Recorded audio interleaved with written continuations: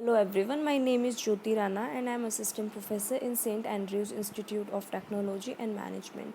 And today we are going to study about the insulating materials and types of insulators. सबसे पहले है insulating material. Insulating material क्या होता है? The material which does not allow the electricity to pass through them is known as an electrical insulating material. जो material electricity को allow नहीं करता है मतलब अपने कंडक्टर के थ्रू फ्लो करने के लिए, उसको बोलते हैं electrical insulating material. The charge of the insulating material does not move freely, or in other words, it provides the high resistive path to electric current through which it is nearly impossible for electrical current to conduct through it. The charge of the insulating material, जो insulating materials के charge होते हैं वो freely move नहीं करते हैं, और other words में हम बोल सकते हैं कि उसकी जो इलेक्ट्रिकल रेजिस्टेंस है वो इतनी ज़्यादा हाई होती है कि वो इलेक्ट्रिक करंट को अपने कंडक्टर के थ्रू अपने कंडक्ट करने नहीं देता है, या अपने पाथ मतलब अपने मटेरियल के थ्रू पास ऑन नहीं होने देता है. It is used in the overhead transmission line between the tower and the conductor for preventing the flow of electric current from the conductor to the earth.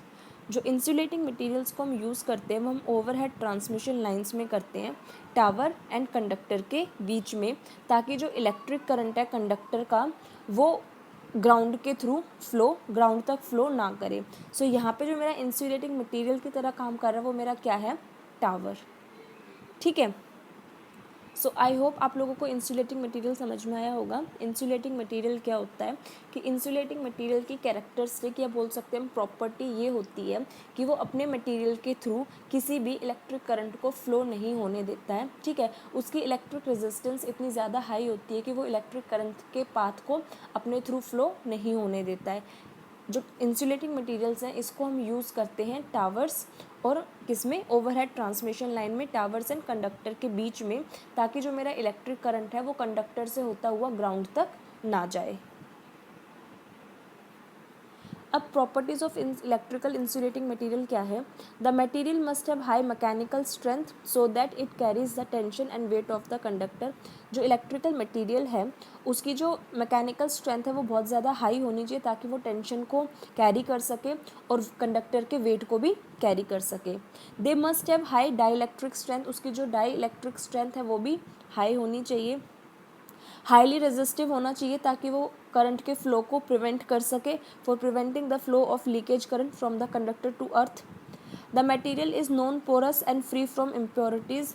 Non porous होना चाहिए और उसके अंदर कोई भी इम्प्योरिटी नहीं होनी चाहिए, क्योंकि अगर कोई भी इम्प्योरिटी होगी तो वो करंट को अलाउ कर देगा अपने मटेरियल के थ्रू फ्लो करने के लिए, और करंट जो है मेरा वो कंडक्टर से होता हुआ ग्राउंड तक चला जाएगा. The electrical and chemical property of the material should not be affected by the temperature. जो उसकी इलेक्ट्रिकल एंड केमिकल प्रॉपर्टीज़ हैं वो टेम्परेचर से इफेक्ट नहीं होनी चाहिए, कि अगर टेम्परेचर इंक्रीज़ हो तो मटेरियल की केमिकल एंड फिजिकल प्रॉपर्टीज़ या फिर इलेक्ट्रिकल प्रॉपर्टीज़ चेंज हो जाए, जिसकी वजह से कि मेरा करंट फ्लोज के थ्रू करने लगे. सो उसकी जो केमिकल एंड इलेक्ट्रिकल प्रॉपर्टीज़ होनी चाहिए वो should not be affected by temperature. The electrical insulator is produced from toughened glass और high quality wet process Procylene. अब जो इलेक्ट्रिकल इंसुलेटर है ये जो बनता है ये टफेंड ग्लास या फिर हम बोल सकते हैं high quality wet process porcelain से बनता है. The porcelain is usually glazed in brown colour. जो प्रोक्लिन का कलर होता है is usually brown colour and overall exposed surface, but sometimes cream glazed insulators are also used. So I hope आप लोगों को इंसुलेटिंग मटेरियल समझ में आया होगा. इंसुलेटर्स क्या होते हैं? इंसुलेटर्स मेरे एक मटेरियल होते हैं जो मेरे करंट को प्रिवेंट करते हैं अपने मटेरियल के थ्रू या अपने कंडक्टर के थ्रू फ्लो करवाने से. ठीक है. इसको हम यूज़ करते हैं ट्रांसमिशन लाइंस में बिटवीन टावर्स में और कंडक्टर्स के बीच में, ताकि जो मेरा करंट है वो कंडक्टर से पास ऑन होता हुआ मेरे ग्राउंड तक ना जाए. अब इसकी कुछ प्रॉपर्टीज़ होती हैं. प्रॉपर्टीज़ क्या होती है कि इसकी मैकेनिकल स्ट्रेंथ हाई होनी चाहिए, इसकी डाई इलेक्ट्रिक स्ट्रेंथ हाई होनी चाहिए, हाईली रेजिस्टिव होना चाहिए ताकि करंट के फ्लो को प्रिवेंट कर सके.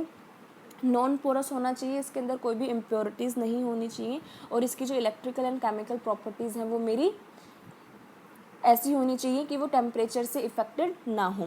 इसके अलावा जो मेरा इलेक्ट्रिकल इंसुलेटर्स बनते हैं वो मेरे टफ एंड ग्लास या फिर high quality wet process porcelain से बनते हैं. ठीक है. Porcelain brown colour overall expose surface area होता है, but sometimes cream glaze insulators को भी हम यूज़ करते हैं। इसके अलावा अब टाइप्स ऑफ इलेक्ट्रिकल इंसुलेटर्स। अब मेरे इलेक्ट्रिकल इंसुलेटर्स के क्या क्या टाइप होते हैं। Overhead line insulators are used to separate line conductors from each other and supporting structures electrically. अब जो मेरे ओवरहेड लाइन इंसुलेटर्स क्या करते हैं, वो मेरे सेपरेट करते हैं लाइन कंडक्टर्स को एक दूसरे से। ठीक है, जो मेरी ट्रांसमिशन लाइन में जो मेरे कंडक्टर्स लगे हुए हैं इंसुलेटर्स, उनको एक दूसरे से इंसुलेट करते हैं, एक दूसरे से सेपरेट करते हैं। सेपरेट क्यों करते हैं? ताकि उन दोनों का करंट एक दूसरे के साथ में मिले ना। ठीक है, दोनों अब जो मतलब दो लाइंस है तो उन दोनों लाइंस का करंट अपनी अपनी डायरेक्शन में फ्लो करे और वो साथ में ट्विस्ट ना हो। तो इंसुलेटर्स उन दोनों को सेपरेट करते हैं और उनके स्ट्रक्चर्स को सपोर्ट करते हैं electrically. Permittivity and dielectric strength of the insulating materials are very high. जो इनकी परमिटिविटी होती है, इलेक्ट्रिकल स्ट्रेंथ होती है, वो बहुत ज़्यादा हाई होती है। सो दैट ये इलेक्ट्रिकल स्ट्रेंथ के साथ में अगर कोई भी ट्रांसमिशन लाइन में कोई भी इलेक्ट्रिकल स्ट्रेस अकर हो या कोई भी इलेक्ट्रिकल लॉस अकर हो तो वो उसके साथ में विदस्टैंड कर सके। इंसुलेटर्स जो मेरी ट्रांसमिशन लाइन को ओवर वोल्टेज से प्रोटेक्ट करते हैं लाइटनिंग या स्विचिंग कंडीशंस के वक्त पे। ठीक है, इंसुलेटर्स को हम किस लिए यूज़ करते हैं? एक तो सेपरेट करने के लिए, दो कंडक्टर्स को एक दूसरे से सेपरेट करने के लिए, जो कंडक्टर का करंट है वो ग्राउंड में ना जाए इसलिए यूज़ करते हैं। और हम उसको यूज़ करते हैं जब भी ट्रांसमिशन लाइन पे लाइटनिंग होती है, ठीक है, या फिर स्विचिंग करते हैं या फिर कोई भी अदर सीवियर कंडीशन होती है। सो उस कंडीशन में मेरे इंसुलेटर्स मेरी ट्रांसमिशन लाइंस को प्रोटेक्ट करते हैं। अब मेरे जो इंसुलेटर्स होते हैं ओवरहेड ट्रांसमिशन लाइन में वो 3 टाइप के होते हैं। Pin type insulator, suspension type insulator and strain और टेंशन टाइप इंसुलेटर। सबसे पहले pin type insulator. Pin type insulators क्या है? It is used for the transmission of lower voltages up to 33 kV। Pin type insulators को हम lower voltage के लिए use करते हैं up to 33 kV। Pin insulator is supported on the bolt which is secure to the cross arm of the supporting structures. ठीक है, pin insulators को हम कहाँ पे यूज़ करते हैं? इसको हम यूज़ करते हैं दो क्रॉस में मेरे स्ट्रक्चर्स होते हैं, ठीक है, और उनके बीच में हम लोग पिन इंसुलेटर्स को यूज़ करते हैं। The conductor is tied to the insulator on the top groove. Single piece type insulator is used for lower voltage. Lower voltage के लिए सिंगल पीस इंसुलेटर्स को यूज़ किया जाता है, बट फॉर हायर वोल्टेज 2 और more pieces are connected to provide sufficient thickness of the porcelain. But higher voltage के लिए हम सिंगल पीस इंसुलेटर यूज़ नहीं करते हैं क्योंकि वहाँ पे जो उसकी रेजिस्टिविटी है वो उतने करंट को प्रिवेंट नहीं कर पाएगी। इसलिए हाई वोल्टेज के लिए हम लोग 2 या 3 इंसुलेटर्स को यूज़ करते हैं ताकि वो सफिशिएंट थिकनेस प्रोवाइड कर सके। Next we have suspension type insulators. अब सस्पेंशन टाइप इंसुलेटर्स क्या हैं कि contains some of separate insulators units connected to each other by metal links to form a flexible chain और स्ट्रिंग। अब pin type पे हम सिंगल्स इंसुलेटर यूज़ कर रहे थे लो वोल्टेज के लिए। सस्पेंशन टाइप में क्या है कि अलग अलग 2 या 3 अलग, मेरे एक एग्जांपल देके बता रही हूँ कि इंसुलेटर्स होते हैं, सेपरेट यूनिट्स होती हैं, उसको हम कनेक्ट करते हैं एक दूसरे से और एक लिंक बना देते हैं जो कि फ्लेक्सिबल चेन या स्ट्रिंग की तरह होता है।